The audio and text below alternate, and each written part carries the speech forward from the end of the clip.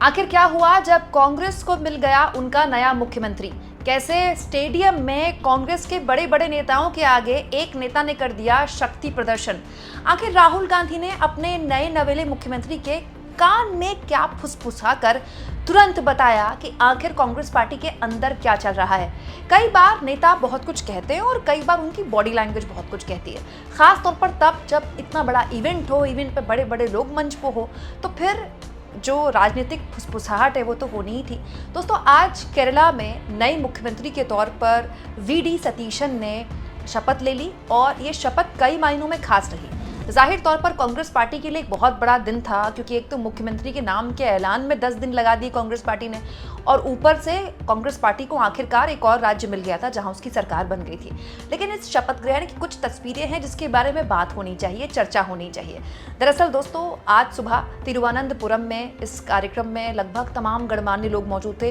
Congress party की तमाम जहां जहां राज्य सरकारें हैं वहां के मुख्यमंत्री यहाँ पर मौजूद थे।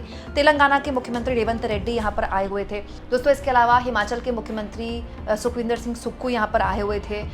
इसके अलावा कांग्रेस पार्टी में कर्नाटक के मुख्यमंत्री सिद्धरमैया भी यहाँ पर आए थे और deputy CM DK. Shivakumar भी यहाँ पर आए थे। कांग्रेस पार्टी की पूर्व की जो सरकारें रही हैं, जैसे छत्तीसगढ़ के पूर्व मुख्यमंत्री भूपेश बघेल यहाँ पर थे। कांग्रेस पार्टी के दूसरे बड़े नेता भी यहाँ पर थे, लेकिन सबकी निगाहें जाहिर तौर पर के.सी. वेणुगोपाल पर सबसे पहले आके टिकी, क्योंकि के.सी. वेणुगोपाल के चेहरे की मुस्कुराहट बता रही थी कि तुम इतना जो मुस्कुरा रहे हो, क्या गम है जिसको छुपा रहे हो। के.सी. वेणुगोपाल, जिनके नाम पर लगभग सहमति बन गई थी, बस ऐलान भर बाकी था कि भाई वेणुगोपाल ही बनेंगे मुख्यमंत्री, तभी ऐन वक्त में विधायकों ने अपने बागी तेवर दिखाए और कांग्रेस पार्टी को सतीशन के नाम का ऐलान करना पड़ा, जो कि सही नाम था, क्योंकि सतीशन एक ऐसे विधायक हैं जो आज तक 2001 के बाद कभी नहीं हारे।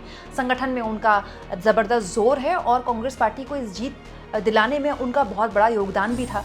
इसीलिए एंड वक्त में के.सी. वेणुगोपाल के नाम का ऐलान ना होकर वी.डी. सतीशन का नाम का ऐलान हुआ था। लेकिन इसीलिए आज के.सी. वेणुगोपाल को इसलिए भी मंच पर शायद बिठाया गया हुआ ताकि संगठन और पार्टी में साफ मैसेज जाए कि कहीं कोई किसी को लेकर नाराजगी नहीं है। तो के.सी. वेणुगोपाल यहाँ पर न केवल बैठे थे बल्कि मुस्कुरा रहे थे। इनफैक्ट कुछ वाक्य भी हुए जो कि मैं आपको बताना चाहती हूँ। जैसे दोस्तों, प्रियंका गांधी यहाँ पर बैठी हुई थी। वायनाड से खुद भी प्रियंका गांधी सांसद आती हैं। प्रियंका यहाँ से सांसद हैं और अब यहाँ से कांग्रेस पार्टी की सरकार भी है, तो प्रियंका गांधी के बैठने तो महत्वपूर्ण है ही। लेकिन एक बड़ा इंपॉर्टेंट वाक्य हुआ जब डी.के. शिव कुमार आए। कर्नाटक के उप मुख्यमंत्री डी.के. शिव कुमार जैसे ही आए ना मंच में डी के नारे लग गए। एकदम माहौल टाइट हो गया। डी.के. शिव कुमार दोस्तों बहुत दिग्गज नेता है। कहने वाले कहते हैं कि कांग्रेस पार्टी के पास अगर एकलौता कोई अमित शाह है, को चाणक्य की तरह जवाब देने वाला, तो डी.के. शिव कुमार है। डी.के. शिव कुमार जब आए मंच पर तो डी के नारे लगने लगे कार्यकर्ताओं के बीच। ऐसा करके बहुत से संदेश डी.के. शिव कुमार दे रहे थे आला कमान को कि देखिए मैं कितना पॉपुलर हूँ।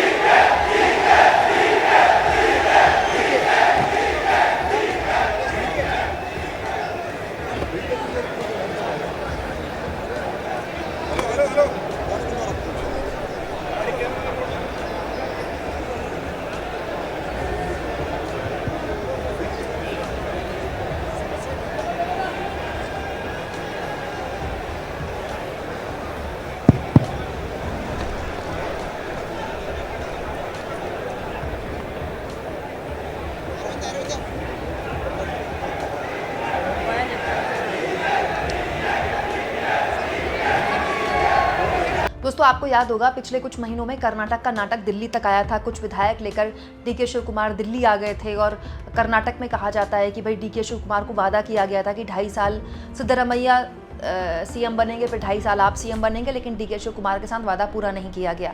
डी.के. शिव कुमार का एक तरीका भी था दिखाने का कि भाई वो कितने पावरफुल हैं। दोस्तों, इसके बाद सतीशन ने मुख्यमंत्री के तौर पर शपथ ली और जब वो शपथ ले रहे थे तो कार्यकर्ताओं का जो जोश था वो खूब हाई था। വടശ്ശേരി ദാമോദര മേനോൻ സതീശൻ എന്ന ഞാൻ നിയമം വഴി സ്ഥാപിതമായ ഭാരതത്തിൻ്റെ ഭരണഘടനയോട് നിർവ്യാജമായ വിശ്വസ്തതയും കൂറും പുലർത്തുമെന്നും ഞാൻ ഭാരതത്തിൻ്റെ പരമാധികാരവും അഖണ്ഡതയും നിലനിർത്തുമെന്നും ഞാൻ കേരള സംസ്ഥാനത്തെ മുഖ്യമന്ത്രി എന്ന നിലയിലുള്ള എൻ്റെ കർത്തവ്യങ്ങൾ വിശ്വസ്തതയോടും മനസാക്ഷിയെ മുൻനിർത്തിയും നിർവഹിക്കുമെന്നും ഭരണഘടനയും നിയമവും അനുസരിച്ച് ഭീതിയോ പക്ഷപാതമോ പ്രീതിയോ വിദ്വേഷമോ കൂടാതെ എല്ലാ തരത്തിലുള്ള ജനങ്ങൾക്കും നീതി ചെയ്യുമെന്നും ദൈവത്തിൻ്റെ നാമത്തിൽ സത്യം ചെയ്യും.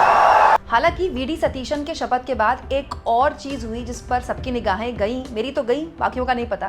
राहुल गांधी के गले लगे सतीशन और उसके बाद ऐसा लगा कि वो कुर्सी पर बैठ जाएंगे. तब राहुल गांधी ने उनके कान में कुछ कहा और उसके बाद मल्लिकार्जुन खड़गे के पास वो गए. ये बताता है दोस्तों कि कांग्रेस पार्टी के मुख्यमंत्री लेवल के नेता भी जानते हैं कि एक्चुअली में आलाकमान कौन है कांग्रेस पार्टी का. तो मुख्यमंत्री के तौर पर जब शपथ ले ली सतीशन ने, तो उनके हिसाब से अगर राहुल गांधी से वो गले लग गए तो ये कंप्लीट है, काफ़ी है, जो कि बात भी सही है. असली आलाकमान तो राहुल गांधी, प्रियंका गांधी, सोनिया गांधी ही हैं पार्टी के. लेकिन राहुल गांधी ने उनके कान में कहा कि जाइए आप मल्लिकार्जुन खड़गे साहब से भी मिलिए, और उसके बाद खड़गे साहब के पास वो गए. ये वैसे वक्त बेवक्त होता रहता है, राहुल गांधी खड़गे साहब के घर जाना, उनसे उनकी कई बार उन्होंने अभी रिसेंटली एक वीडियो आई थी जब हाथ से चप्पल भी उनकी ठीक की थी खड़गे साहब की. तो राहुल गांधी पार्टी नेताओं के बीच संदेश देते रहते हैं कि खड़गे साहब को वो सम्मान मिले और मिलना भी चाहिए जो कि पार्टी अध्यक्ष के तौर पर उनको मिलना चाहिए. लेकिन दोस्तों हमारे देश की राजनीति जिस तरह से बढ़ रही है आगे, लगभग हर पार्टी का यही हाल है. लीडर कोई और होता है और नेता कोई और होता है. आप देखिए बीजेपी में नितिन नवीन पार्टी अध्यक्ष हैं, शायद बीजेपी के ही बहुत सारे कार्यकर्ताओं को उनका ठीक से नाम भी नहीं पता होगा अभी तक.